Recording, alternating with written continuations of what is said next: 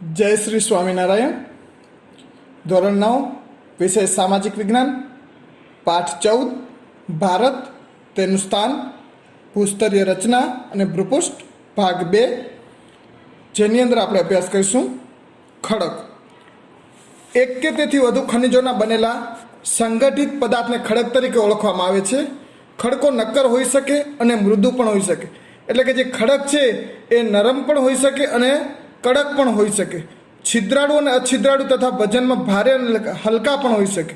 એટલે જે આ પદાર્થ છે ખડક, એ છિદ્રાળુ હોય, અછિદ્રાળુ, હલકા હોય અને વજનવાળા પણ એવા પણ હોઈ શકે છે. વિવિધ પ્રક્રિયાઓના કારણે જુદા જુદા પ્રકારના ખડકોનું નિર્માણ થાય છે. નિર્માણ પ્રક્રિયાના અંતે 3 વિભાગ પડે છે અને તમારી સામે જે 3 વિભાગ છે એની આકૃતિ આપેલી છે, તમે જોઈ શકો છો. આગ્નેય ખડકો, પ્રસ્તર ખડકો અને રૂપાંતરિત ખડકો. જેમાં આપણે સૌ પ્રથમ આગ્નેય ખડકો વિશે જોઈશું. તો આ ખડકોની રચનામાં પૃથ્વીના પેટાળમાં રહેલી પ્રચંડ ગરમી કારણભૂત છે. એટલે જે આપણી પાસે ગરમી છે પૃથ્વીના પેટાળમાં, એ આમાં સૌથી મહત્વનો ભાગ ભજવે છે. ભૂગર્ભમાં ગરમીના આ પ્રચંડ પરિણામને લીધે પૃથ્વીનું પેટાળ હંમેશા ધીકતું રહે છે. એટલે જે છે એ હંમેશા ગરમ રહે છે પૃથ્વીનું પેટાળ. આથી અહીં રહેલા પદાર્થો અર્ધપ્રવાહી સ્થિતિમાં હોય છે. તે પદાર્થોને મેગ્મા કહે છે. જે અર્ધપ્રવાહી સ્થિતિમાં હોય એને આપણે શું કહીએ છીએ? તો મેગ્મા તરીકે ઓળખીએ છીએ. સમયાંતરે આ મેગ્મા ઠંડો પડે ત્યારે તેના ખડકો રચાય છે.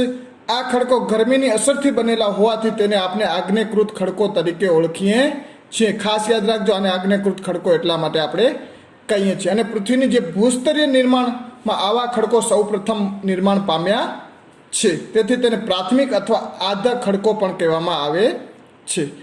ભારતમાં આવા ખડકો ક્યાં મળે છે? તો રાજસ્થાન, મધ્યપ્રદેશ, દક્ષિણ દ્વીપકલ્પમાં ઘણા સ્થળે આવા ખડકોનું રચાયેલા છે. આગ્નેય ખડકોમાં સૌથી વધુ નક્કર હોતો તે ગ્રેનાઇટ એ અંતસ્થ પ્રકારના ખડકોનું જાણીતું ઉદાહરણ છે. બેસાલ્ટ પણ આ પ્રકારનો જ એક ખડક છે. તો આપણે જે ગ્રેનાઇટ છે એ આનું એક ઉદાહરણ છે. એના પછી વાત કરીએ તો આપણે પ્રસ્તર ખડકો. તો પાણી તથા અન્ય બળોની સંયુક્ત અસરથી આગ્નેય ખડકો તૂટે છે. હવે જે આગ્નેય ખડકો બન્યા એ તૂટી જાય છે અને તૂટેલા ખડક પદાર્થોનું જળમાં નિક્ષેપણ થતું રહે છે. એટલે કે પાણીમાં એ ધોવાતું જાય છે અને તેમના સ્તર રચાય છે. આમ ખડક પદાર્થો અથવા ખડક બોજનું વિવિધ સ્તરોમાં નિક્ષેપણ થાય છે. એટલે કે જે ખડક છે એનું નિક્ષેપણ થતું રહે છે. સર્વપ્રથમ રચાયેલા અને સૌથી નીચે રહેલા સ્તર ઉપર તેની ઉપર અસરો થતી જાય છે અને વજન ઉપર વજન દબાતા જાય છે. અને આવા કાળક્રમે તેમાંથી સ્તર રચના ધરાવતા ખડકોનું નિર્માણ થાય છે. એટલે કે ખડકો તૈયાર થાય છે. તેથી આવા ખડકોને પ્રસ્તર ખડકો પણ આપણે કહીએ છીએ. જેના ઉદાહરણોમાં ચિરોડી, ચૂનાનો પથ્થર, ખડક, કોલસો પ્રસ્તર ખડકોના ઉદાહરણો છે. અને આ ક્યાંથી મળી રહે છે?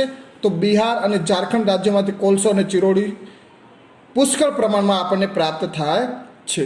એના પછી આપણે ત્રીજો પોઈન્ટ એટલે કે રૂપાંતરિત ખડકો. કેટલીક વિશિષ્ટ પરિસ્થિતિમાં મૂળ ખડકોનું સ્વરૂપ અને બંધારણ ગુણધર્મો રૂપાંતરિત થઈ જાય છે. એટલે કે જે મૂળ ખડકો છે એ પોતાની સ્થાનેથી ચેન્જ થાય છે. અને હકીકતમાં ઊંચું તાપમાન અને ખડક સ્તરોનું વધુ દબાણ, આ બે મુખ્ય પરિબળો આને કાર્ય લગતા હોય છે. એટલે કે જે ઊંચું દબાણ છે અને ખડક સ્તરો છે એનું દબાણ અહીંયા લાગુ પડે છે. અને આગ્નેય અને પ્રસ્તર ખડકો તદ્દન નવું સ્વરૂપ ધારણ કરે છે. એટલે જે આગ્નેય ખડકો છે અને પ્રસ્તર ખડકો છે એ કંઈક નવું સ્વરૂપ ધારણ કરે છે, જેને આપણે રૂપાંતરિત ખડકો તરીકે ઓળખીએ છીએ. ખાસ યાદ રાખજો આ. અને રાજસ્થાનમાંથી મળી આવતા આરસપણ, એટલે કે જેને આપણે માર્બલ કહીએ છીએ, અને ક્વાર્ટઝાઇટ તેના ઉત્તમ ઉદાહરણો પૂરા પાડે છે. તો આ વાત થઈ ખડકોની. હવે એના પછી આપણે વાત કરીશું ખનિજોની. તો કુદરતી કાર્બનિક કે અકાર્બનિક ક્રિયાથી તૈયાર થતા અમુક ચોક્કસ રાસાયણિક બંધારણ ધરાવતા પદાર્થોને ખનિજ તરીકે ઓળખવામાં આવે છે.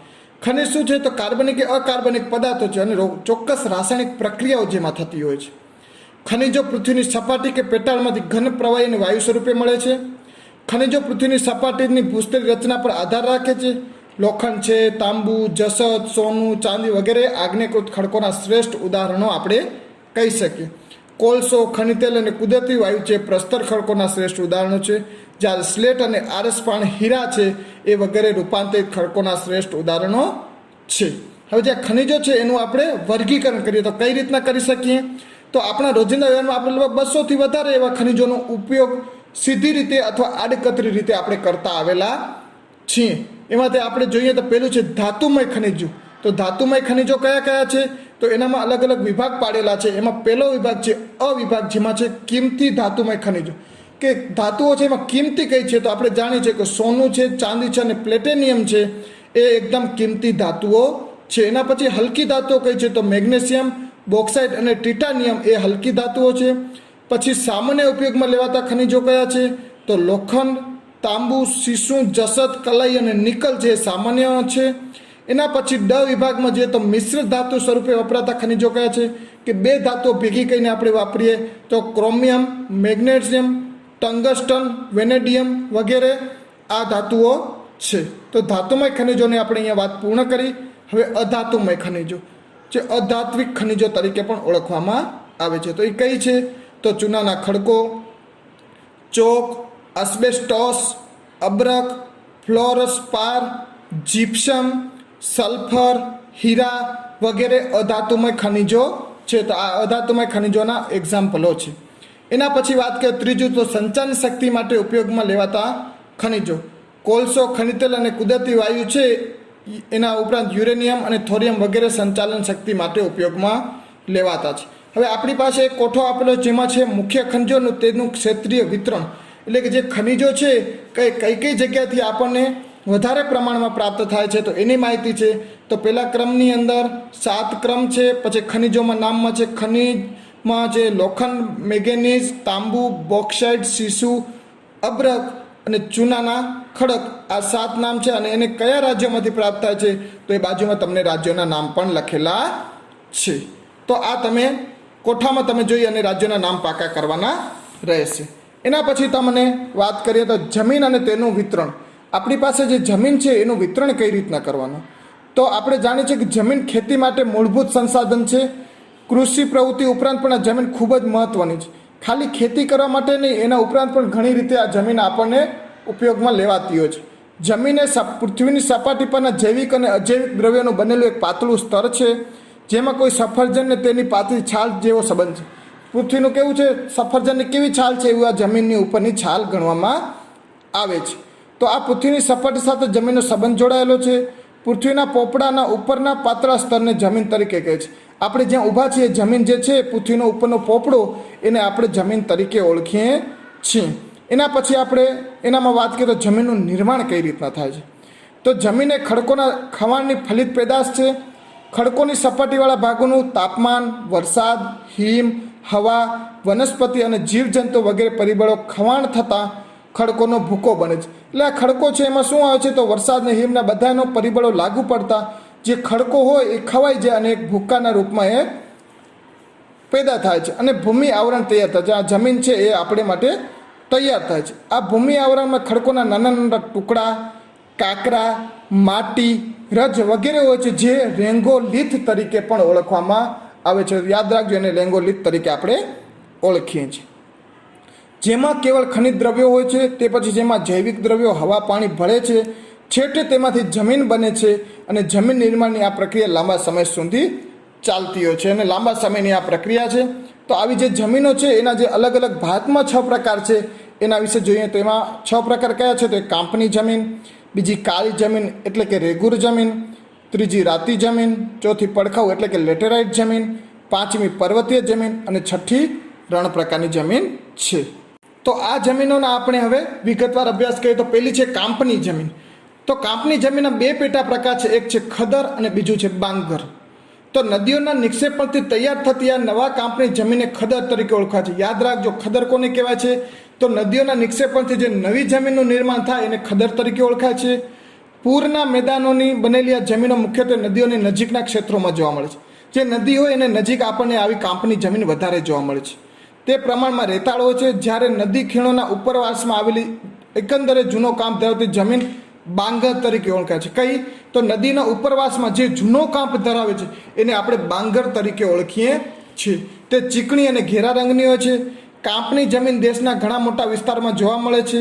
આ જમીનની ફળદ્રુપતા જુદા જુદા સ્થળોએ ભિન્ન ભિન્ન જોવા મળે છે, પરંતુ સામાન્ય રીતે આ જમીન ઘણી જ ઉપજાઉ હોય છે. એટલે અલગ અલગ જગ્યાએ અલગ અલગ જોવા મળે, પણ આ જમીન છે એ આપણે ઉપજાઉ હોય છે, એટલે કે એમાંથી પાકનું ઉત્પાદન વધારે પ્રમાણ થાય છે અને આપણે એ જાણીએ છીએ. કારણ કે કાંપની જમીન જેવો શબ્દ આપણા મનમાં આવે એટલે આપણને ખબર હોય કે ફળદ્રુપ જમીન હોય. આ જમીન ક્યાં આવેલી છે? તો પંજાબ, ઉત્તર પ્રદેશ, બિહાર, પશ્ચિમ બંગાળ વગેરે રાજ્યોમાં આવી જમીન આવેલી છે. તો આ વાત કરીએ આપણે કાંપની જમીનની. એના પછી છે કાળી જમીન. તો આ જમીન મુખ્યત્વે મહારાષ્ટ્ર, પશ્ચિમી મધ્યપ્રદેશ, ગુજરાત, કર્ણાટક, આંધ્રપ્રદેશ, તેલંગાણા અને તામિલનાડુમાં જોવા મળે છે. એટલે કાળી જમીન આ રાજ્યોમાં જોવા મળે છે. કાળી જમીન દ્વીપકલ્પીય ઉચ્ચ પ્રદેશની ભેટ છે. આપણો જે દ્વીપકલ્પીય કે દક્ષિણનો જે ભાગ છે એની આ એક મોટી ભેટ છે. આ જમીન ચીકણી અને કસવાળી હોય છે. તે લાંબા સમય સુધી ભેજ ગ્રહણ કરવાની ક્ષમતા ધરાવે છે. આ જમીન રૂપાંતરિત ખડકો દ્વારા તૈયાર થઈ છે. અગ્નિકૃત ખડકો હોતા નથી, આ રૂપાંતરિત ખડકો દ્વારા તૈયાર થાય છે અને કપાસના પાક માટે વધુ અનુકૂળ છે. એટલે જ ગુજરાતમાં સૌથી વધારે કપાસનું પાક થતું હોય છે. તેથી તો તે કપાસની કાળી જમીન તરીકે જ જાણીતી બની છે. એટલે આને કપાસની જ જમીન તરીકે ઓળખવામાં આવે છે. આ જમીન રેગુર નામે પણ ઓળખાય છે. યાદ રાખજો, રેગુર નામે કઈ જમીન ઓળખાય છે? તો એ કાળી જમીન છે. એના પછી છે રાતી જમીન. તો આગ્નેય અને રૂપાંતરિત ખડકો ધરાવતા ક્ષેત્રોમાં રાતી જમીન આવેલી છે. લોહ તત્વ અને અન્ય ક્ષેન્દ્રીય તત્વોને લીધે આ જમીનનો રંગ રાતો દેખાય છે. જે આપણે ખનિજો છે, લોહ તત્વ અને ક્ષેન્દ્રીય પદાર્થો, એના લીધે આનો જમીનનો રંગ જ લાલ દેખાય છે. આ જમીન પ્રમાણે છિદ્રાળુ અને ઉપજાઉ હોય છે. ગોવા, તમિલનાડુ, કર્ણાટક, આંધ્રપ્રદેશ, ઓડિશા અને ઝારખંડના કેટલાક ભાગોમાં રાતી જમીન જોવા મળે છે. એના પછી ચોથું પડખાઉ જમીન કે લેટેરાઇટ જમીન. વધુ વરસાદને કારણે તીવ્ર ધોવાણના પરિણામ સ્વરૂપે પડખાઉ જમીન તૈયાર થાય છે. વધુ વરસાદને કારણે જમીનના ઉપરના સ્તરમાંથી પોષક તત્વો ધોવાઈને નીચેના સ્તરે ઉતરી જાય છે. જૈવિક દ્રવ્યોનું પ્રમાણ ઓછું હોવાથી આ જમીન ઓછી ફળદ્રુપતા ધરાવે છે. વધુ વરસાદ હોય એટલે ધોવાણ થાય છે, એટલે આ જમીન છે ને ફળદ્રુપતાની દ્રષ્ટિએ થોડીક ઓછી હોય છે. અહીં લાલ રેતીના પથ્થરોમાં લોહ તત્વ અને એલ્યુમિનિયમના તત્વો હોય છે. આ પથ્થરોના ધોવાણથી એની જમીન રાતા રંગની હોય છે.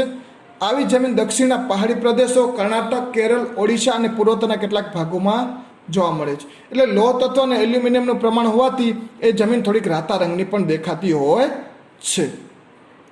એના પછીનો પોઈન્ટ છે પર્વતીય જમીન. તો જંગલોને કારણે જૈવિક દ્રવ્યોનું પ્રમાણ વધારે હોય છે. જોકે અલગ અલગ સ્થળો પર તે ભિન્નતા પણ ધરાવે છે. શિવાલિક પર્વત શ્રેણીમાં પણ આ જમીન ઓછી કસવાળી અને અપરિપક્વ જણાય છે. આ જમીન રેતાળ, છિદ્રાળુ અને જૈવિક દ્રવ્યોના અભાવવાળી જોવા મળે છે. હવે ઢોળાવાળી પર્વતો હોય તો ત્યાં ઢોળાવાળી જમીન હોય એટલે કસવાળી ઓછી હોય અને અપરિપક્વ એટલે પરિપક્વતા ઓછી ધરાવતી હોય છે. જૈવિક દ્રવ્યોના અભાવવાળી પણ આ જમીનને આપણે જોઈ શકીએ છીએ. આવી જમીન દેશના પર્વતીય વિસ્તારોમાં વધારે જોવા મળે છે, જેમાં મેઘાલય, અરુણાચલ પ્રદેશ, પૂર્વની પર્વત શ્રેણીઓ, ઉત્તરાખંડ, હિમાચલ પ્રદેશ અને જમ્મુ કાશ્મીર રાજ્યોમાં આવી જમીનો જોવા મળે છે. એટલે કે જ્યાં પર્વતીય પ્રદેશ છે ત્યાં આવી જમીનોનું નિર્માણ વધારે થયેલું છે. રણ પ્રકારની જમીન. આ જમીન ભારતના શુષ્ક અને અર્ધ શુષ્ક વિસ્તારો જેવા કે ગુજરાત, રાજસ્થાન, પંજાબ અને હરિયાણામાં મુખ્યત્વે જોવા મળે છે. હવે રણનું નામ આવે એટલે પહેલું આવે રાજસ્થાન, બીજું આવે કચ્છનો રણ પ્રદેશ. તો આ પ્રદેશોમાં વધારે જોવા મળે છે. ક્ષાર કણોની અધિકતા અને જૈવિક પદાર્થોની ઓછપ જોવા મળે છે. જે જૈવિક પદાર્થ ઓછો અને ક્ષારનું પ્રમાણ એટલે ખારાશનું પ્રમાણ વધારે જોવા મળે છે. સિંચાઈની સગવડથી આ જમીનમાં ખેતી શક્ય બને છે. જો સિંચાઈ હોય તો આ જમીનમાં ખેતી લાયક બની શકે, નહીંતર ખેતી થઈ શકતી નથી. તો આ આપણે જમીનોના 6 પ્રકારનું અહીંયા કને આપણે વિગતવાર અભ્યાસ કર્યો.